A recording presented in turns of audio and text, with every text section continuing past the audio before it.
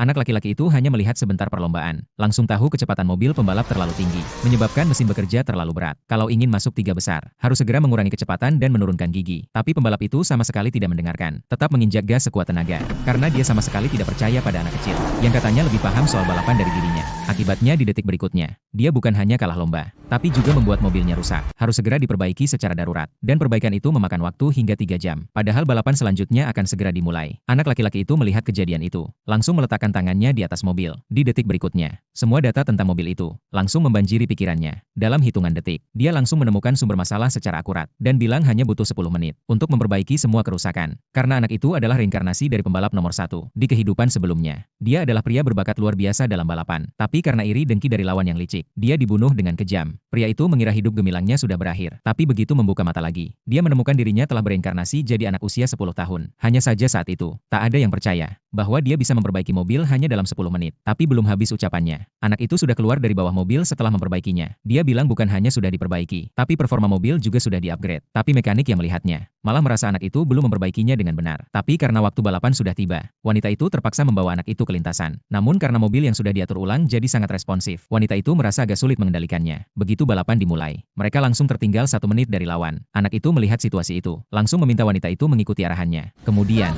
dia mulai memberi instruksi presisi untuk drift di tikungan. Satu tikungan, langsung memangkas 10 detik. Aksi luar biasa itu membuat seluruh penonton tercengang, dan harapan untuk membalikkan keadaan pun mulai muncul. Tapi anak orang kaya sama sekali tidak peduli, karena pembalap andalannya sudah unggul lebih dari 50 detik. Tapi wanita itu terus melakukan drift sempurna di tiap tikungan, membuat anak orang kaya mulai cemas. Akhirnya dia memberi perintah agar pembalap lain menghadang wanita itu, mencegahnya menyalip lebih jauh. Lintasan pun langsung jadi kacau. Melihat hal itu, semua orang marah tapi tak bisa berbuat apa-apa. Namun anak laki-laki itu tetap tenang, terus mengarahkan wanita itu di lintasan. Dengan 2 kali drift ekstrim, mereka berhasil menghindari tabrakan dengan selamat. Tapi jarak mereka dengan posisi pertama sudah terpaut hingga 3 menit penuh. Dan saat itu, balapan hanya tersisa 2 putaran terakhir. Melihat situasi seperti itu, semua orang kehilangan harapan. Tak ada yang percaya mereka masih bisa menang. Tapi anak laki-laki itu tidak gentar. Dia menyuruh wanita itu berhenti dan gantian dia yang menyetir. Dan wanita itu hampir tanpa ragu, langsung menepi dan berganti posisi. Penonton melihat itu, mengira dia menyerah dari lomba. Anak orang kaya langsung mengejek. Katanya lebih baik cepat-cepat menikah saja daripada mempermalukan diri. Tapi di detik berikutnya, anak itu memacu mobilnya seperti kilat, menyalip satu demi satu mobil. Dalam waktu kurang dari 2 putaran,